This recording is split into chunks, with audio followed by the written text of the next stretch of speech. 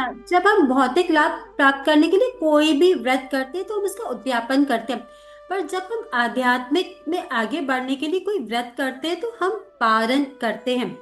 आध्यात्मिक क्षेत्र में आगे बढ़ने के लिए हमें एकादशी व्रत करना ही चाहिए और जीवन भर करते रहना होता है। इसीलिए एकादशी व्रत का पारण किया जाता है, यानी आंशिक रूप से पूर्ण करना होता है, ना कि उद्यापन करके। तो अब जान लेते हैं कि शयन एकादशी के व्रत का पारण किस प्रकार किया जा सकता है। ठीक जिस प्रकार एकादशी के दिन हम ब्रह्म मुहूर्त में स्नान आदि से निवृत्त होकर मंगल आरती करते हैं, उसी प्रकार द्वादशी पर भी ब्रह्म मुहूर्त पर स्वच्छ होकर मंगल आरती करनी चाहिए। फिर हरे कृष्ण महामंत्र का जप करके पूरे मन से भक्ति और प्रेम से भगवान के लिए भोग बनाना चाहिए। फिर भगवान को भोग तुलसी पत्र के साथ अर्पण करना है।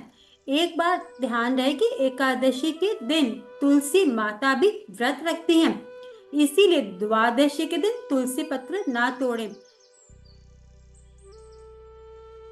एकादशी के दिन ही तुलसी के पत्तों की व्यवस्था करके रख ले, ताकि द्वादशी को तुलसी मैया को स्पर्श ना किया जाए। भगवान को भोग अर्पण करने के बाद हो सके तो वैष्णव और ब्राह्मणों को पूरे आदर सम्मान के साथ प्रसाद ग्रहण कराना चाहिए। शास्त्रों में एकादशी या द्वादशी के दिन अपने सामर्थ्य के अनुसार दान करना अत्यंत शुभकारक बताया गया है। सारी सेवा निष्ठापूर्वक संपन्न करने के बाद स्वयं प्रसाद ग्रहण करना चाहिए, और यह सारी सेवा जो आपके देखिए सिटी का पारण समय है उसी समय करना है, वरना एकादशी के व्रत का पूरा फल प्राप्त नहीं होगा, क्योंकि हर क्षेत्र के पारण का समय अलग अलग होता है। इसीलिए आप अपने नियरेस्ट इस्कॉन मंदिर से एकादशी के पारण का समय जान सकते हैं। अब बात कर लेते हैं कि कौन सा प्रसाद ग्रहण करके एकादशी का पालन करना है। सबसे उत्तम तो यही है कि अगर कोई द्वादशी के दिन जगन्नाथपुरी के महाप्रसाद को ग्रहण करके अपने एकादशी के व्रत का पालन करें। परंतु यदि महाप्रसाद उपलब्ध नहीं है तो फिर आप पारण पूरी विधि विधान से कर सकते हैं। अगर आपने निर्जल उपवास किया है तो जल ग्रहण करके उसका पारण संपन्न करें। अगर आपने कोई भी प्रसाद एकादशी पर ग्रहण किया है तो आप द्वादशी के दिन भगवान को अन्न का भोग लगाकर उसे प्रसाद रूप में ग्रहण कर सकते हैं। जो भी मनुष्य आषाढ़ मास के शुक्ल पक्ष के शयन एकादशी के व्रत को संपूर्ण रूप से इसका समापन करता है, उसे न केवल आध्यात्मिक बल्कि भौतिक उन्नति भी मिलती है। व्रत धारण करने वाले की समस्त मानो सारी कामनाएं पूरी हो जाती हैं। आप सभी को शयन एकादशी की हार्दिक शुभकामनाएं।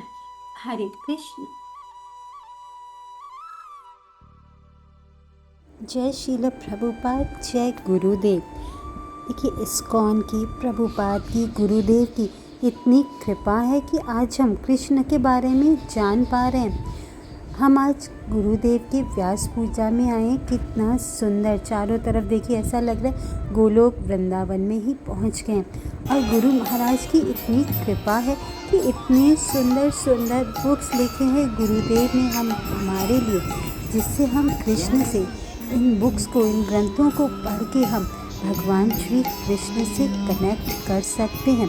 तो इस्कॉन से जो जुड़ गया वह ये समझ लीजिए कि आप डायरेक्ट कृष्ण से जुड़ गए।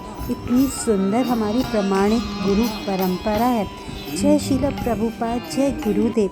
देखिए गुरुदेव की कितनी सुंदर बुक्स हैं। माया की मार, गीता गाइड, सबको अपने लाइफ टाइम में ये बुक्स एक एक बार तो पढ़ना चाहिए। देखिए साधु संग, तुलसी महारानी, एकादशी, आप एक एक बुक को देखिए, हरि नाम किस प्रकार से करना है। जय श्रील प्रभुपाद।